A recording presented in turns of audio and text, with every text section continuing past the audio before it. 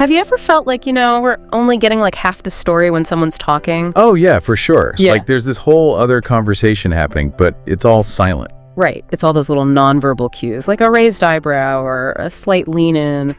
And today we're diving into that world, but with a little twist, right? I've been trying to decode those secret signals of attraction, that whole "is she into me" Yeah. mystery. Exactly. And, just for fun, we're going to be using this YouTube video as kind of like a roadmap. It's called Pahida Ayerika Andakela Psychological Thought Greatest Vice Quote at Divya Vichar 20. Catchy title. Very dramatic. It's from a channel called Divya Vichar, and the title roughly translates to Thirsty Woman, the Story of a Silent Pain. Okay, so before we even get into the specifics, I think it's important to remember every culture has its own way of, flirting. Oh, for sure. Like what might be a clear signal in one place could mean something totally different somewhere else. Totally.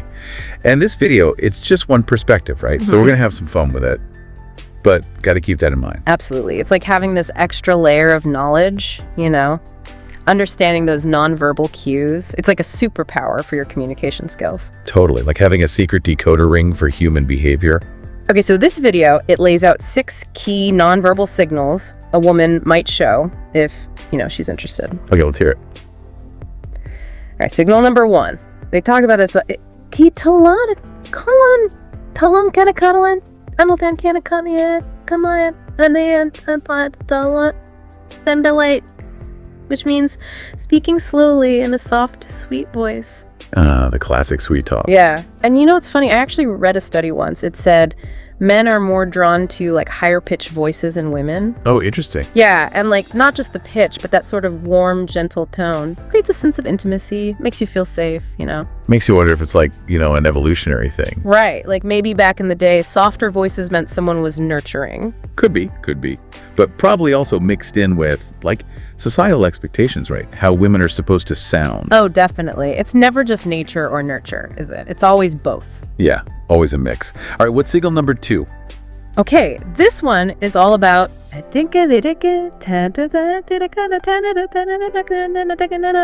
which means showing interest and laughter and smiling at his words. Basically, they're talking about genuine smiles. Ah, yes. Yeah. The difference between like a polite smile and a smile that lights up your whole face. Exactly. And that shared laughter. There's something so magical about it. It's like instant bonding. For real. Releases all those good endorphins, makes you feel connected. Have you ever noticed how, like, some people just have this infectious laugh? It's like they have this charisma that just pulls you in. Totally. And it's not just the sound, right? It's the eyes. When you see those crinkles at the corners, that's how you know it's a real deal smile. It's like our bodies have a language of their own. Sometimes even more honest than our words, right? Sometimes. Speaking of which, the next signal is all about physical space. The video talks about Hariga Jai, Kaphoke Kaiti, Kakaiti Keshalisi, Kaki Shalatini Ramo, Kamulo Kibiniano Maroma, Akekele Sadikanami, Kigeonko Kamulo Kantime, which means physical closeness. She sits or stands closer to you during the conversation.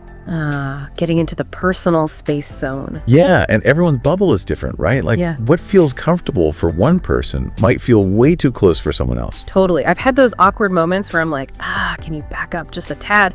But then there are those times when that closeness, it's electric, Yeah, totally. When it's mutual, it's like you're sharing this energy. It can be so intense. Yeah. But it's also super easy to misread, right? Like maybe they're just trying to hear you better or something. Absolutely. Got to pay attention to those other cues too. If they're leaning away or look uncomfortable, back off. Always respect people's boundaries.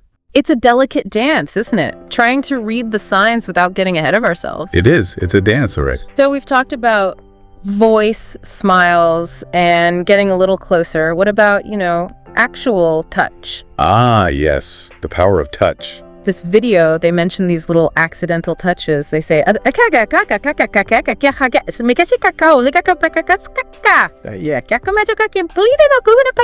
which means like small touches.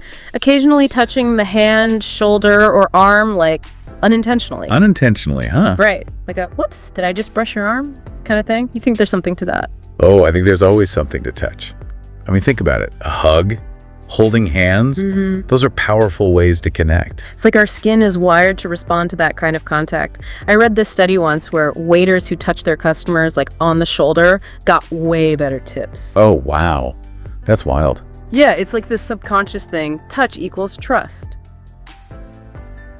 But then again, it's so tricky, right? Because a little touch on the arm in one context could be totally inappropriate in another. Exactly. Context is everything. A quick brush in a crowded elevator, probably no big deal. But a lingering touch on the hand during dinner, that's a whole different story. And culture plays a huge role too, right? Like what might be normal in one culture could be totally off limits in another. Absolutely. Yeah. So yeah, touch can be a powerful signal, but you got to read the room, be respectful, all that. Speaking of reading the room, this video talks about another signal. Engaged conversation. They say,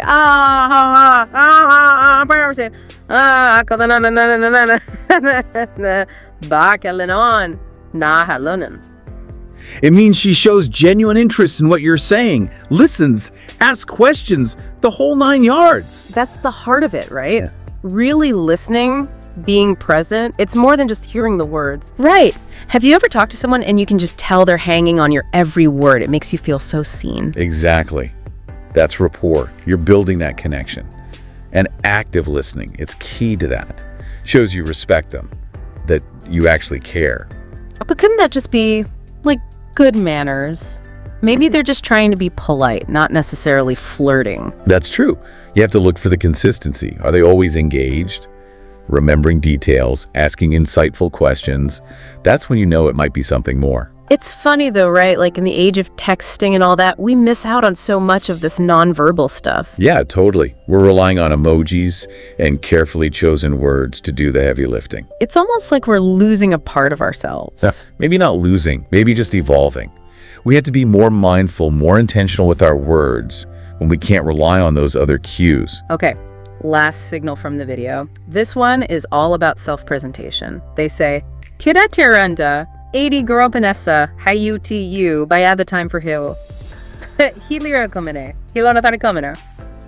Which basically means she's paying extra attention to how she looks. Yeah. Like fixing her hair, adjusting her clothes. The classic preening behavior. It's like that age-old thing. We want to put our best foot forward when we're attracted to someone, right? Absolutely. It's natural. You know, there's actually a whole thing about mirroring, too. Like, we tend to subconsciously copy the body language of people we find attractive. Oh, really? That's interesting. Yeah. It's like our bodies are trying to say, hey, I'm on the same page as you. Fascinating.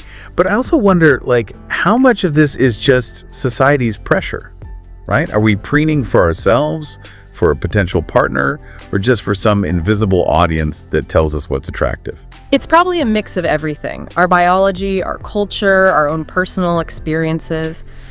Beauty really is in the eye of the beholder, with a sprinkle of societal norms on top. It's like we're trying to fit into this mold, right? But at the end of the day, those deeper qualities, that's what really matters. Kindness, intelligence, humor. Totally. Looks might catch your eye, but it's that stuff that makes you stay.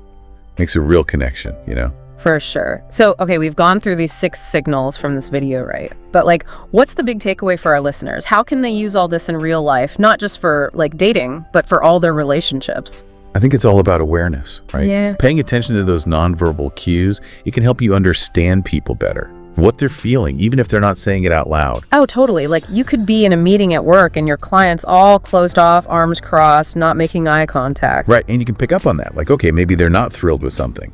So you can address it, maybe change your approach. It's like having this secret weapon for communication. Exactly. And it's not just about reading other people. Right. It's about being aware of your own body language too. Like, are you sending the message you want to send? Oh my gosh, yes. I never thought about that. Like if you're slouching in a job interview, you're probably not giving off the best vibes. Right, exactly. It's all connected. It really makes you realize how much we're saying without even saying anything. It's like a whole other language. This has been so interesting. I feel like I've learned so much. But before we go, one last thing for our listeners to think about. Okay, so we know nonverbal cues are important, right? So how can we like use them on purpose to build better relationships, make those connections stronger? That's a great question. Maybe it starts with just being more present, Really listening to people, and not just their words, but their body language too. And thinking about what you're putting out there with your own nonverbal cues. It's like we're all part of this big dance, right? Yeah. And the more we understand the steps, the better we can all move together. I like that. So, dear listeners, go out there and observe. Pay attention to all those little details. You might be surprised what you learn. And until next time, happy decoding.